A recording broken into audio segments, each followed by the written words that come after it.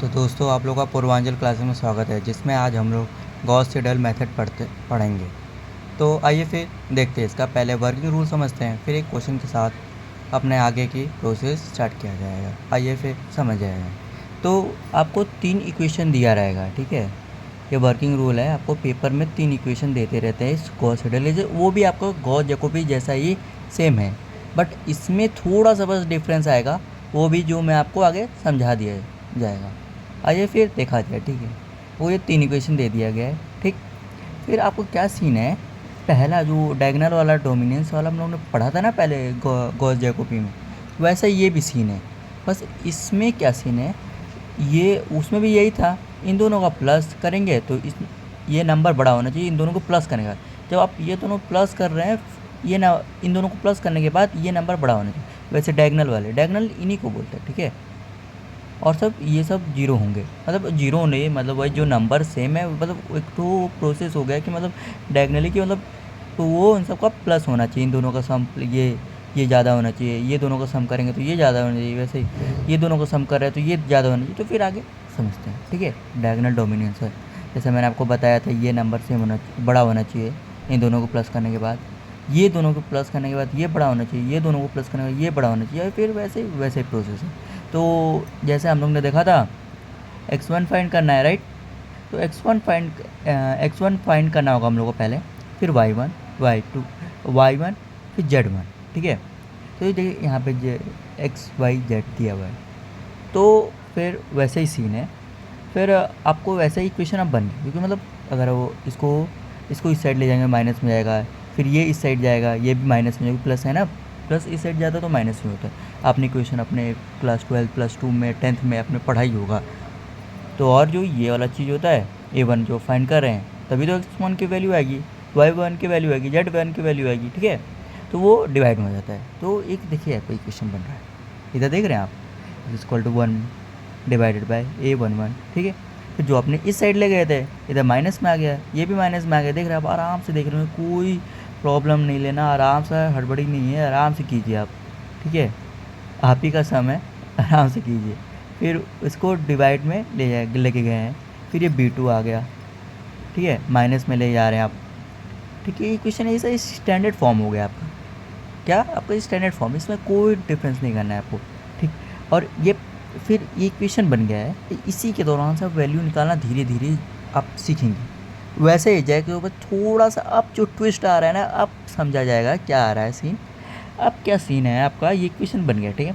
अब पहला iteration find करने के लिए ये और ये जीरो करना हो आपको, हमेशा याद रखना है। स्टार्टिंग में पहला इटरेशन के लिए ये जीरो, और सब आपका सेम टू सेम रहेगा। हाँ, वो उसमें क्या था, तीनों में जीरो कर दे रहा था, इसमें थोड़ा सा नहीं जीरो करना है, ये भी है बस जीरो करना अभी पहले के लिए। और फिर जो ये एक्स की वैल्यू आएगी इधर, ये x1 आएगा होगा, आपको यहाँ से यहाँ पे चला जाएगा, ठीक है। ये यहाँ से यहाँ पे वैल्यू जाएगी, ठीक। वैसे ही ये यहाँ की वैल्यू जाएगी, फिर y1 इधर आ जाएगा। अब मेरे हिसाब से आपको समझ आ रहा होगा, ठीक है। वैसे ही पहला इटरेशन, जो दूसरा इटरेशन फाइंड करेंगे, ठीक है, तो ये अब वो क्या होगा, ये 1 हो जाएंगे, ये तीनों 1 हो जाएगा। फिर यहाँ से आप वैल्यू निकालना स्टार्ट करेंगे, ठीक है। फिर आइए एक सम के साथ आपको समझाया जाए, और आप, मेरे हिसाब से लगता है आपको भी समझ आ रहा है ये होगा।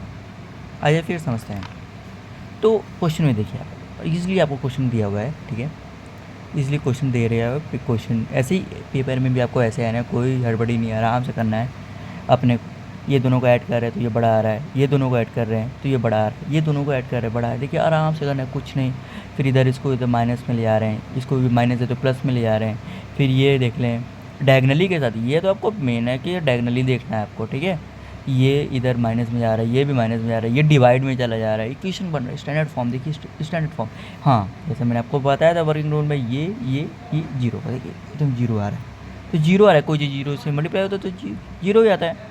जैसे आपने भी पढ़ा होगा, हमने भी पढ़ा है, ये होता ही है, पढ़े के है मतलब ये होता ही है। तो देख रहे हैं आपको वैल्यू कितना आ रहा है, ये आ रहा है x1। अब x1 की वैल्यू जो फाइंड किए हैं, फिर ये वाला यहाँ पे चला आता है, ठीक है। फिर ये तो जीरो रहेगा, फिर इन दोनों को सॉल्व कर रहे हैं तो ये आ रहा है जेड का, ये अब जेड में क्या सीन हो गया, x1 के वैल्यू ले रहे हैं, ये देखिए इधर वाली वैल्यू उठा लें, ये वैल्यू, और गॉस जैकोबी में क्या डिफरेंस है, ये तीनों हम लोग जीरो ले रहे थे, पर इसमें नहीं करना है, इसमें बस हम तीनों को ये जीरो लेना है, और जो x1 ले रहे हैं यहाँ से ये वैल्यू आ जा रहा है, फिर यहाँ से भी ऐसा आपका वैल्यू इधर इटरेशन दूसरा फाइंड करेंगे, वैसे सेम प्रोसेस रहेगा। ठीक है, देखिए y1 की वैल्यू आ रही है यहाँ पे y, और सब सेम टू सेम रहेगा। ठीक है, ये बस ये तीनों के साथ लेना है, फिर इसके बाद ये वैल्यू उठाना है, फिर यहाँ पे ये वैल्यू उठाना है, फिर इक्वेशन आ जाएगा। आइए फिर तीसरा इटरेशन भी देखा जाए, और हाँ कब तक करना है ये भी हम लोग को समझना होगा। तो आइए फिर समझा जाए। तो तीसरा इटरेशन आप फाइंड करें। देखिए मैंने बोला था y3 के इटरेशन और सब y3 के 3 में आ रहा है, बट ये क्या है जी, प्रीवियस वैल्यू लेना है हम लोगों को, जो कि x2 में है, फिर उसे जो नंबर दिया होगा उससे मल्टीप्लाई करेंगे, फिर ये वैल्यू हो जाएगी। इसमें भी अब फोर्थ इटरेशन फाइंड कर रहे हैं, तो देखिए ये 3 ले रहे हैं और प्रीवियस वैल्यू ले रहे हैं, और सब x4 ही आ रहा है। फिर अब क्या देखना है, कब तक करना है, क्योंकि मेन सीन है कब तक करेंगे हम लोग, हमेशा तो नहीं करेंगे ना। देखिए जब सेम वैल्यू आने लगे आपको रुक जाना है, आपको समझ जाना है कि x y z की वैल्यू आ गई। देखिए आखिरी में आपका आ गया। ठीक है, ठीक है, ठीक। अब देख भी रहे होंगे, देखिए सेम आ रहा है वैल्यूज़, जो सेम आ रहे हैं थोड़ा सा पॉइंट के बाद उसको नेगलेक्ट करना चाहिए हमें।